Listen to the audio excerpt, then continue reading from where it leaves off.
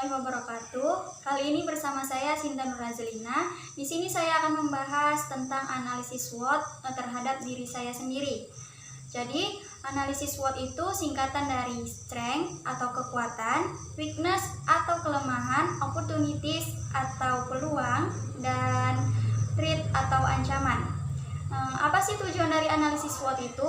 Jadi, analisis SWOT itu bertujuan untuk agar kita lebih mengetahui seberapa besar atau kuat kecocokan antara cita-cita kita dengan minat dan bakat yang ada dalam diri kita.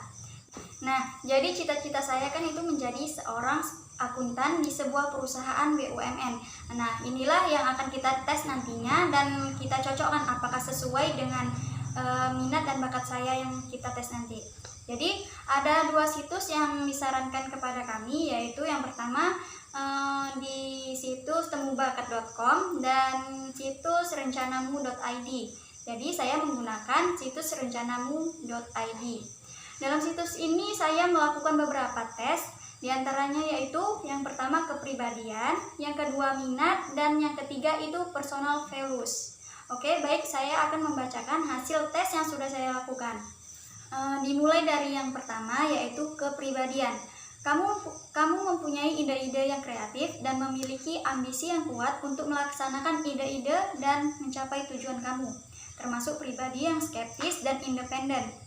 Nah, jadi skeptis itu bisa diartikan orang yang teliti atau waspada terhadap kebenaran yang ada. Kamu sangat menghargai pengetahuan, yang mengharapkan kompetensi dari diri sendiri dan orang lain. Rutinitas yang membosankan juga bisa mengganggu kreativitas kamu. Kamu juga lebih memilih bekerja atau belajar di situasi yang tenang.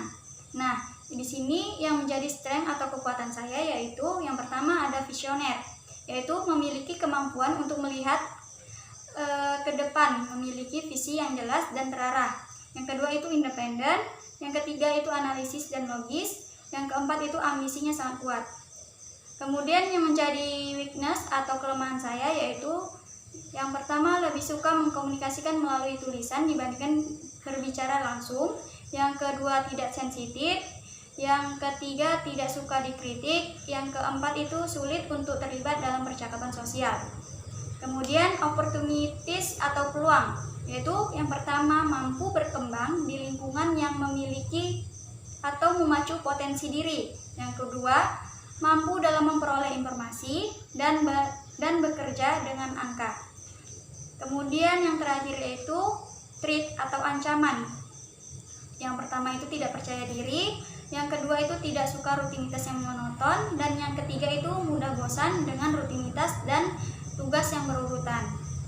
Nah, menurut saya hasil tes tersebut sesuai dengan diri saya. Saya memang memiliki ambisi yang sangat kuat terhadap apa yang saya inginkan. Saya juga orang yang tidak percaya diri, sulit untuk terlibat dalam percakapan sosial. Tes yang kedua yaitu minat. Dari tes didapatkan 3 minat tertinggi, yaitu yang pertama the efficient organizer, yaitu suka bekerja dengan data dan mengerjakan pekerjaan yang sifatnya rutin, membuat pendataan yang rapi, ditambah lagi teliti dan memperhatikan detail. Tidak heran kalau kamu berminat menjadi akuntan.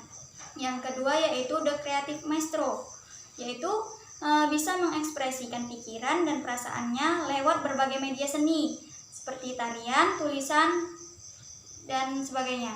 Saat bekerja kamu lebih suka diberi ruang dan kebebasan untuk berkreasi.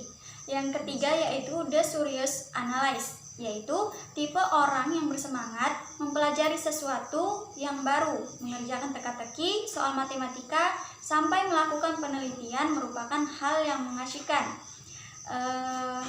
Penuh rasa ingin tahu dan gak gampang menerima informasi begitu saja. Yang ketiga yaitu personal values. Ada 3 hasil tertinggi, yaitu yang pertama self direction. Kamu akan optimal ketika berada di lingkungan yang memberikan kesempatan dan kebebasan buatmu untuk berkreasi, terlebih ketika kamu diperbolehkan untuk mengatur sendiri pekerjaan kamu. Dan yang kedua yaitu ada conformity, yaitu penting bagi kamu untuk diterima dengan baik oleh lingkunganmu. Kamu senang bekerja sama dengan orang lain dan berupaya menjaga perasaan mereka. Dan yang ketiga itu stimulation, hal-hal yang menantang dan beresiko yang ada di sekitarmu justru membuat keseharianmu jadi semakin berarti.